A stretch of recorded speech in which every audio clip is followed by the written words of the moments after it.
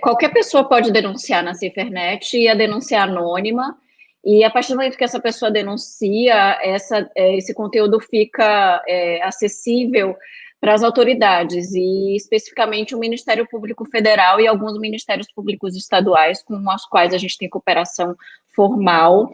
Então, por exemplo, se a denúncia de pornografia infantil tem uma equipe específica no Ministério Público Federal, que são analistas que vão acessar aquele conteúdo, e aí é importante fazer essa explicação, porque muita gente denuncia e diz, não aconteceu nada. Bom, mas para haver algum tipo de ação, né, de providência, é preciso que aquela denúncia ela tenha um tipo penal associado a ela. Então, por exemplo, pornografia infantil, o que caracteriza a pornografia infantil é imagens de nudez e sexo entre menores de idade, entre adolescentes, né, envolvendo adolescentes. E muitas imagens não contêm nudez e sexo, contêm uma imagem que pode ser sexualizada, né, o que a gente chama de uma child erótica, mas não é pornografia infantil. Então, muitas vezes não é possível responsabilizar aquela página por conta disso.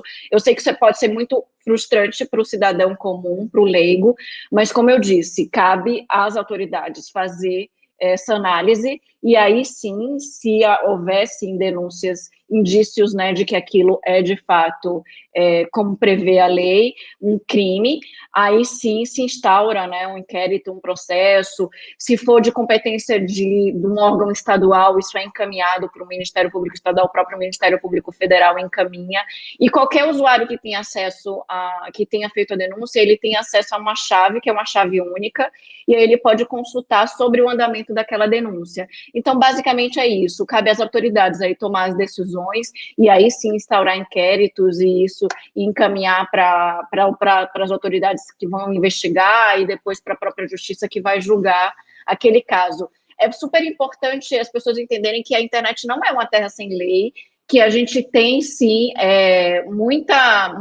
muito resultado, inclusive, de dados. Eu não tenho esses números agora na cabeça, mas se vocês olharem, a gente divulga isso com muita frequência sobre as operações que são instauradas pela Polícia Federal, sobre o número de prisões. Então, esses são dados que a gente divulga com frequência, busca, porque você vai perceber, sim, que muitos desses casos, sim, são recebidos pelas autoridades e são investigados, e algumas pessoas, inclusive, são punidas e responsabilizadas.